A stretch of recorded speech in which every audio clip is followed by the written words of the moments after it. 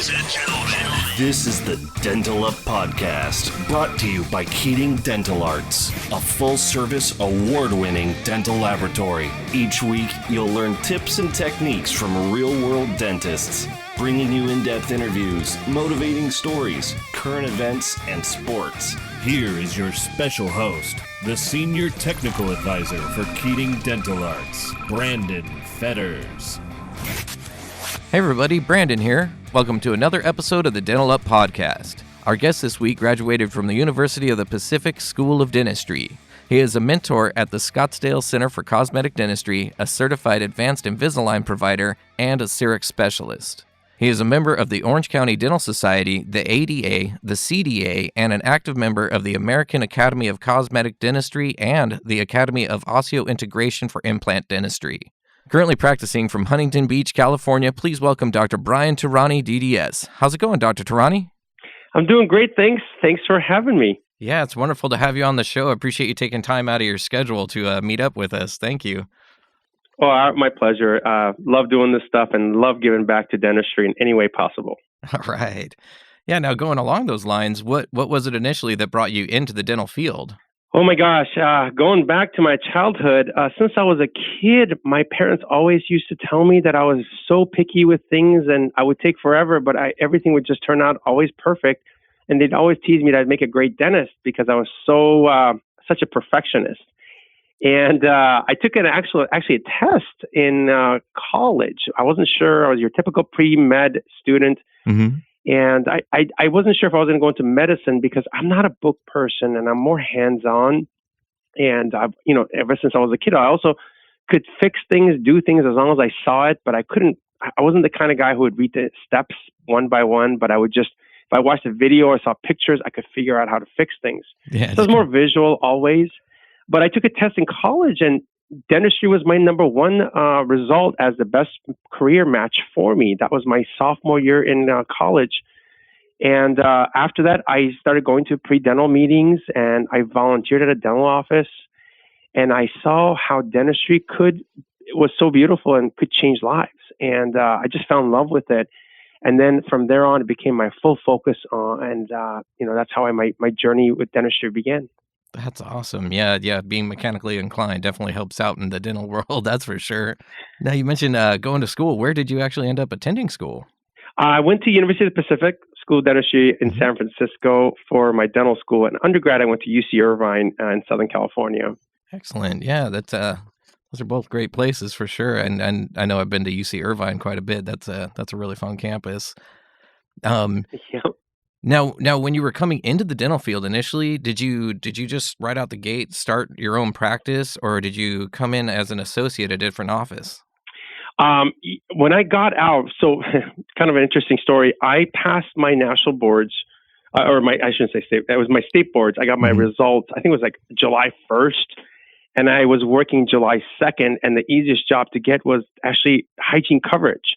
And I was just hopping from office to office, and I thought it was the coolest thing. I was only making like $250 a day or something. I don't know what it was, but a small amount. But the way I saw it, I hadn't had any income in years, and this was the coolest way to kind of get some income and get experience. And I got to see all kinds of dentistry right off the bat. Some I really appreciated and enjoyed, and others that I just cringed at. And I realized that there's different styles of dentistry out there.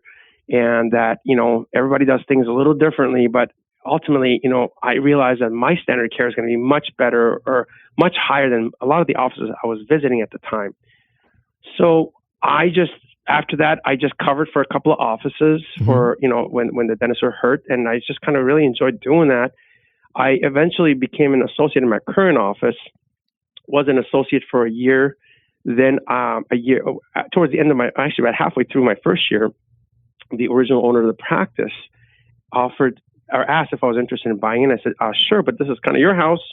I didn't want to intrude. And he said, no, not at all. We'd love to have you come in. And about a year after being an associate, I became a 50% partner. Mm-hmm. And that was 2001. And the agreement was that 2006, after 5 years of partnership, I would buy out my partner. And that's what we did. And that's kind of how I got started in the practice and my career ultimately. That's awesome. Yeah, now, after you took over, did you find much of, did you take a different approach to try and help grow the business? Yes. So my partner was very well respected and known. He did great dentistry. Hmm. He was more of a traditional dentist. I was more of a conservative dentist, a little different style, more about bonding and the newer material and techniques. But also same with the team, that the employees had a different perspective. They were all used to how the practice was run. So I had some challenges in trying to reconfigure my staff at the time and get them to, follow the new vision, new purpose of the practice. So it was quite a bit of a challenge. I didn't really grow the practice past partnership. We did grow quite a bit, but we also gained a lot of overhead in the process. Hmm. And that became financially very difficult because we were actually, the previous landlord didn't renew our lease, essentially gave us 12 months and we had to find a new office. That was in 2007. So we had to build a brand new office. So I had to take on another $1.2 million in debt, in addition to buying out my partner to build our facility. Otherwise, I'd have no home to practice in. So that was 2008. We moved into our office. And of course, the economy tanked in 2008, 2009. And some of the hardest days I've ever experienced in my life were during that depression of 2008, 2009. And we managed to survive it. And we actually downsized quite a bit to ride out the tougher days. We actually reduced our overhead significantly to survive that period. But that's ultimately how we got into our current facility. And since then, we've just been kind of just humming along and, ultimately, not a whole lot of growth. Actually, if anything, we downsized the practice, but we improved the bottom line by reducing overhead. That's great. Yeah. Can you tell us a little bit more about how you reduced the overhead? Yes, the first one was very difficult. I had to do. I'd say that I will never forget this one day. It's the day I had to pass out about 10 resignation letters, or not resignation letters, but pink slips. I had to essentially let my team know that we've restructured the practice and that their position has been eliminated. That's the only line I could give. I had a coach at the time, and pretty much he informed me that the only way to survive this, my practice and my overhead and expenses, was to reduce overhead, and I had to let go of about 10 people. And it was the hardest day. I probably slept around 10 hours over 3 days, and it was very, very difficult. But one of the first things I did was I had to right-size my practice to where I needed to be at, and then refocus my efforts towards improving the numbers. But that was the first step, was just, essentially trimming the fat and getting rid of a lot of the overhead. And the easiest way, and the only way I was directed at the time to do, was through downsizing the practice with the number of employees we had. Yeah, certainly. Now, during this time, did you find any marketing strategies, mailers, or social media that really helped you to promote your practice and get everything rolling again? Well, it's interesting. You say that. I've tried all kinds of marketing tactics over the years. At that time, we are actually doing newsletters and we were doing flyers, and we were spending around $4,000 to $5,000 a month doing that. And to be really honest, the flyers and the cards for our area was not working very well. And after 6 months or so of doing it, we just stopped doing direct mailers and marketing, and we mainly focus on direct word of mouth marketing and asking for referrals. That's it's kind of goes along those lines, or makes me think about the whole lowering your overhead when you're paying for all that printing and mailing. That's kind of one of those processes. Yes. Now, in practicing dentistry, was there any part of it that was your favorite? Yeah. So I could practice. I could do a lot of the typical restorative dentistry, but one of the areas that I really invested in, starting 2002, was the surgical side. So I started placing implants in 2002. I graduated in 99, so about 2-3 years out, I started placing implants, and not as many of my colleagues were doing it. At the time, it was mostly specialists. And I saw this as a great opportunity, so I kept growing with implants. I learned more and more advanced techniques, and I really enjoyed that. And I think implants and surgical dentistry was a huge part of my success. And especially during the downturn of the economy, I realized that I was more valuable because I could do more procedures.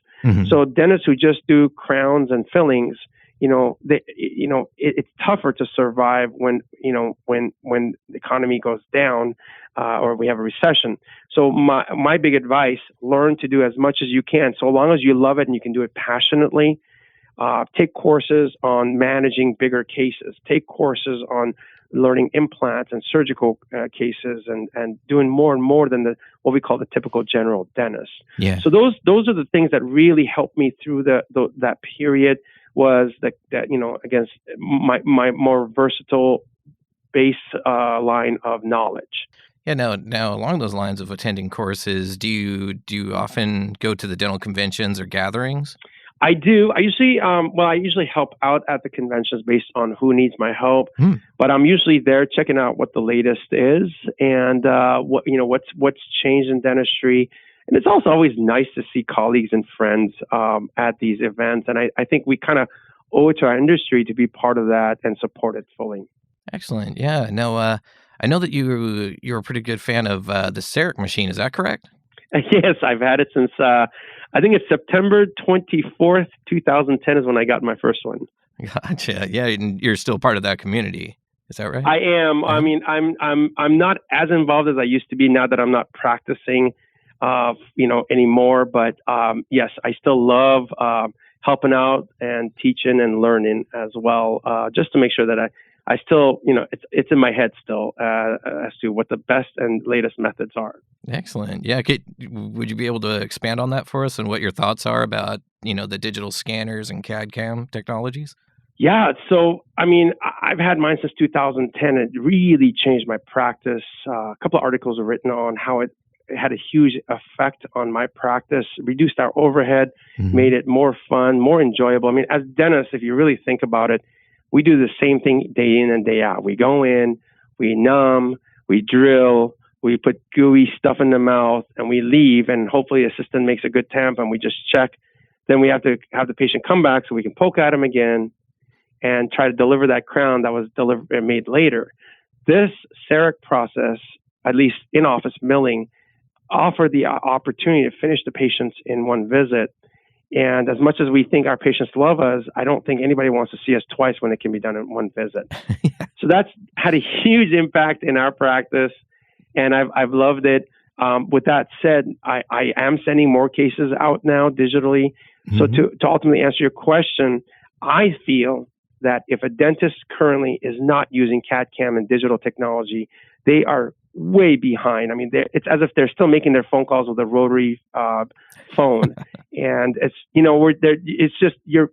it's a must now. So if you're not, you don't need to have a CEREC necessarily, but digital scanning is the standard. I think it will become standard of care real soon.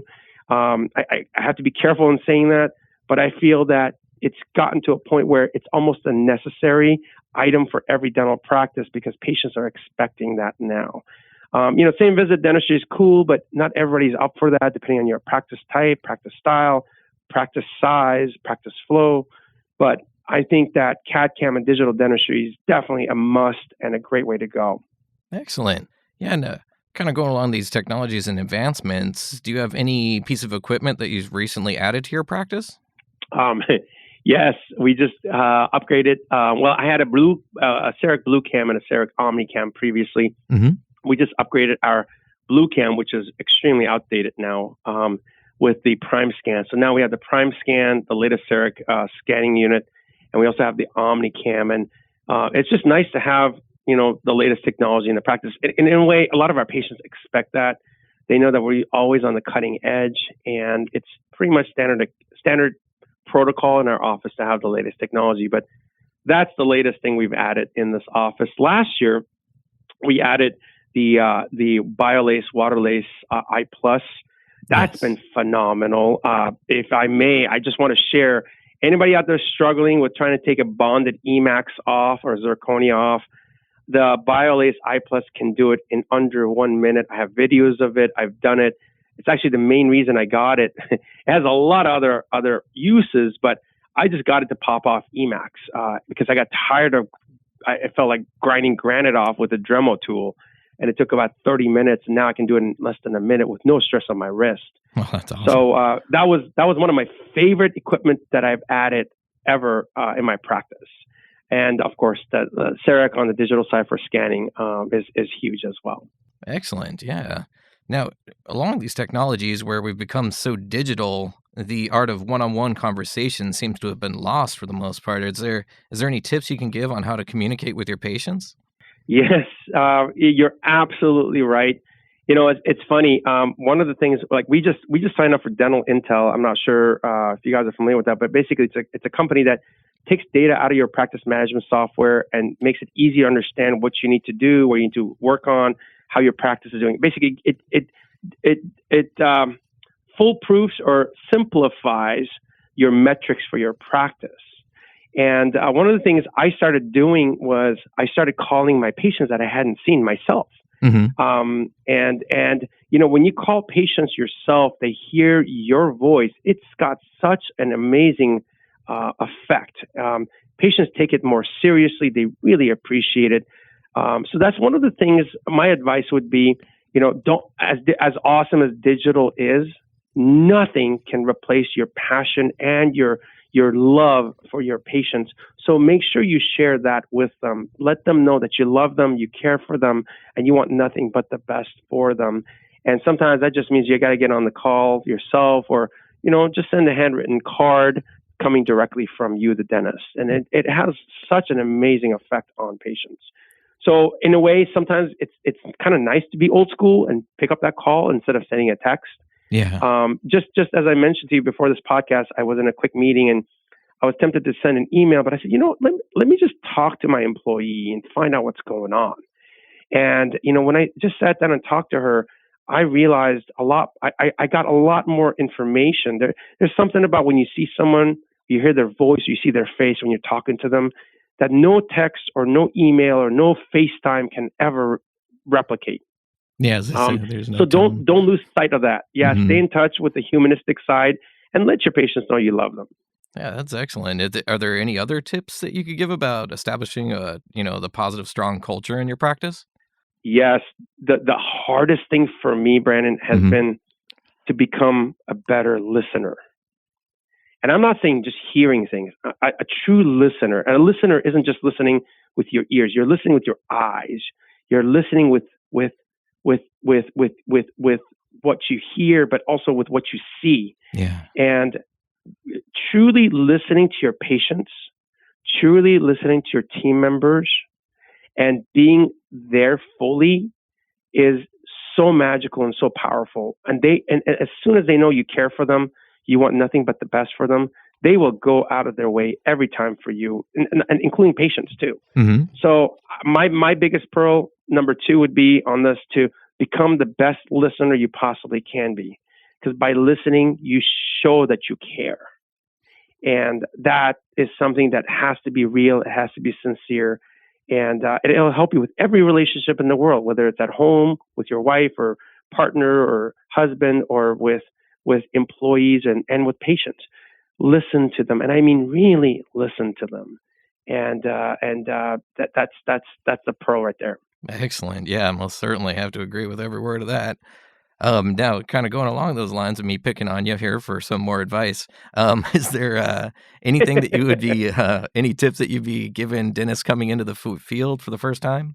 Oh gosh, yes, lots of pearls for new dentists coming in. Number one thing is, I actually jotted a couple of things, and one of the things I wrote down was know where you are, but more importantly, know where you want to go. See, most of us get all stuck in the commotions and the flow. Oh, my friend's doing this; he's an associate, so I should be doing this. Or, oh, hey, this office is doing it this way; I should be doing it that way. Don't worry about others. What do you want to do? What do you want to achieve? How do you want to work? What's important to you?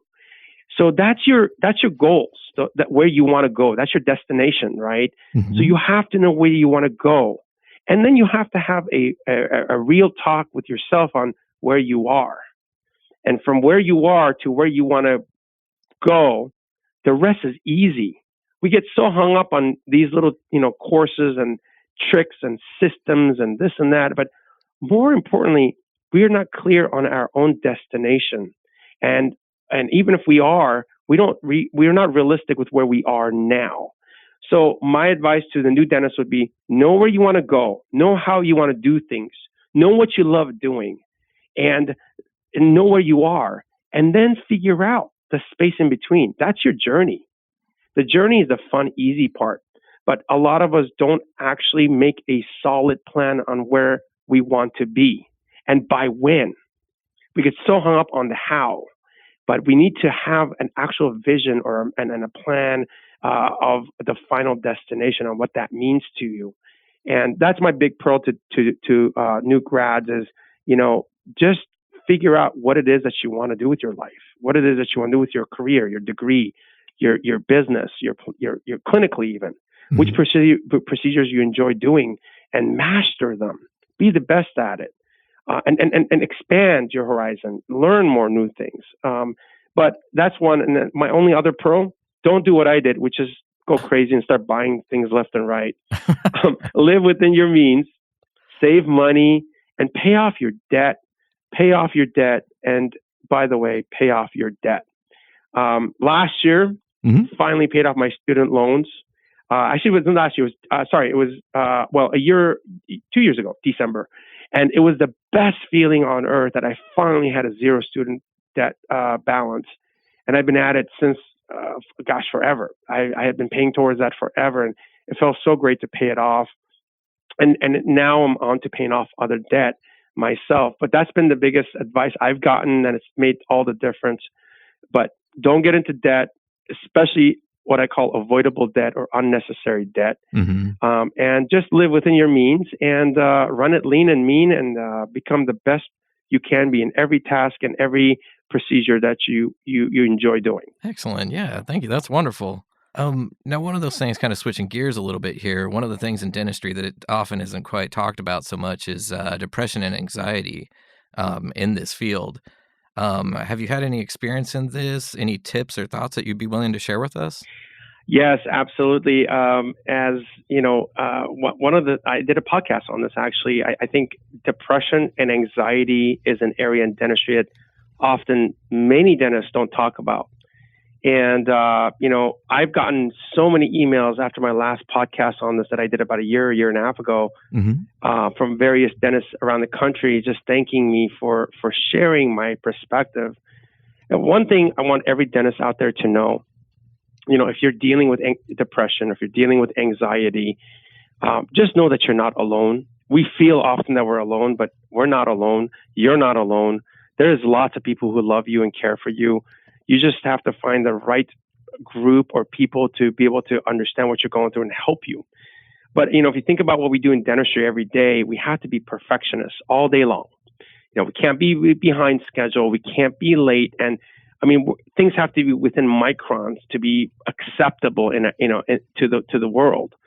So it's a lot of stress. And after a full day of operating at that level, you go home and you're pretty wiped out, and it takes a toll on you. So, dentistry is known to have, in the past, the highest suicide rate. And I think in many ways it's true, because it's hard to do what we do.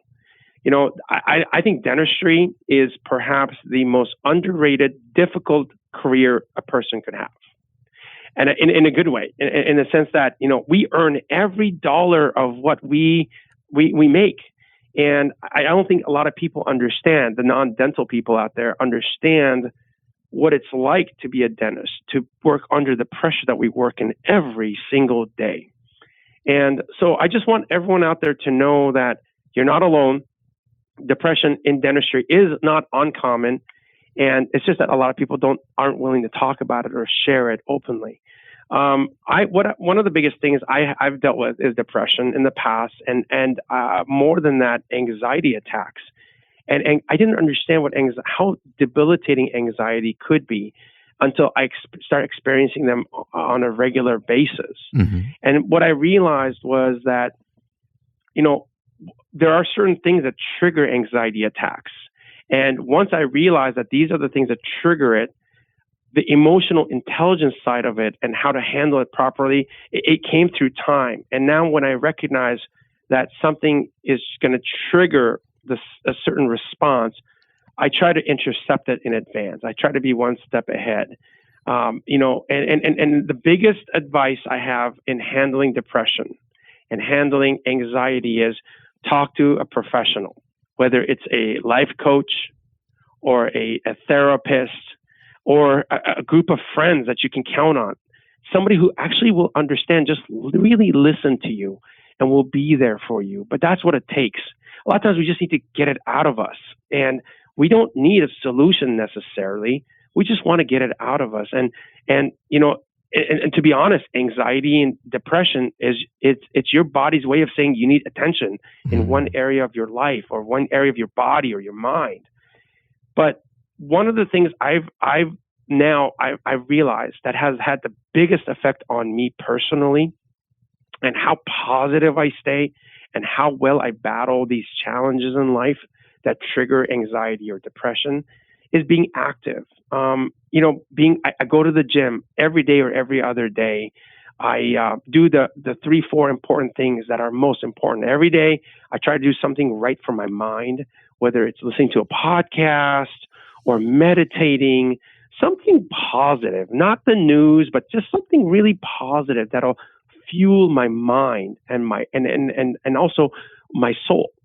I also try my best every day to improve my relationship with those in my life, whether they're my team members, family members, relatives, friends.